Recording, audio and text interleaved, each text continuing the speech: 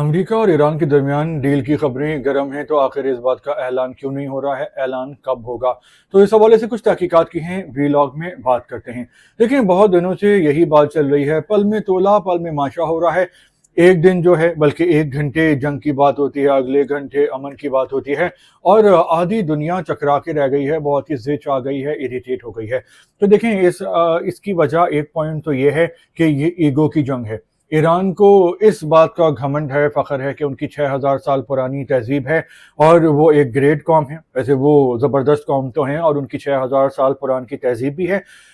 امریکہ کو اس بات کا غرور ہے، ایگو ہے، کہ وہ دنیا کی سپر پاور ہیں، اور وہ بالکل بھی نیچے نظر نہیں آنا چاہتے اور کمزور نظر نہیں آنا چاہتے۔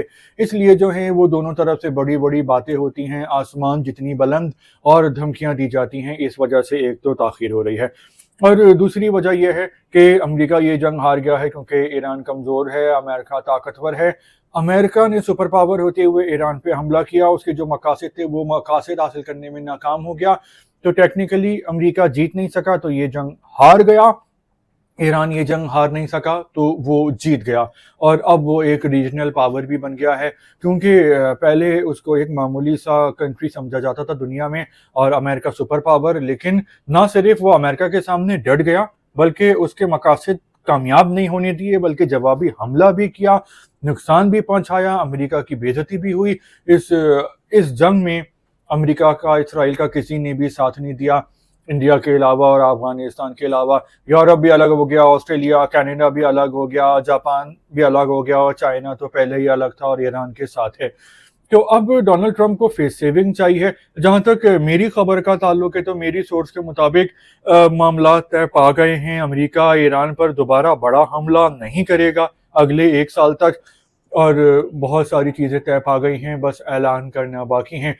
یہی ہے، یہ معاملے کو لمبا کر رہے ہیں، لٹکا رہے ہیں، لوگوں کو تھکا رہے ہیں۔ جب یہ اعلان کر دیں تو لوگ سکون کا سانس لیں، اور زیادہ اس معاملے میں بات نہیں کریں کہ امریکہ ہار کیوں گیا، امریکہ مقاصد حاصل کیوں نہیں کر پایا۔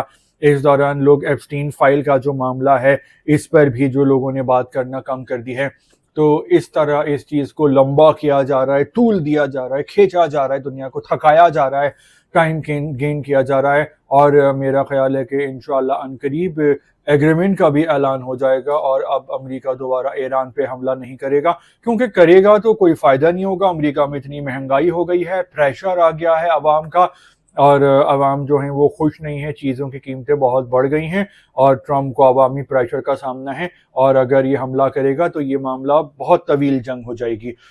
تو میرا خیال ہے کہ اگلے کچھ گھنٹوں یا کچھ دنوں میں ہی ہم دیکھیں گے کہ ایک ایگریمنٹ کا بھی اعلان ہو جائے گا، اور اس مذاکرات کی ٹیبل پہ ایران نے اچھے خاصے اس کو فائدے ملیں گے، اور یہ جو ایگریمنٹ ہے، یہ جب اس کا اعلان ہوگا، یہ ریویل ہوگا، تو اس میں امریکہ اپنی مرضی اس کی نہیں چل رہی ہوگی، بلکہ ایران کو بھی بہت کچھ ملے گا۔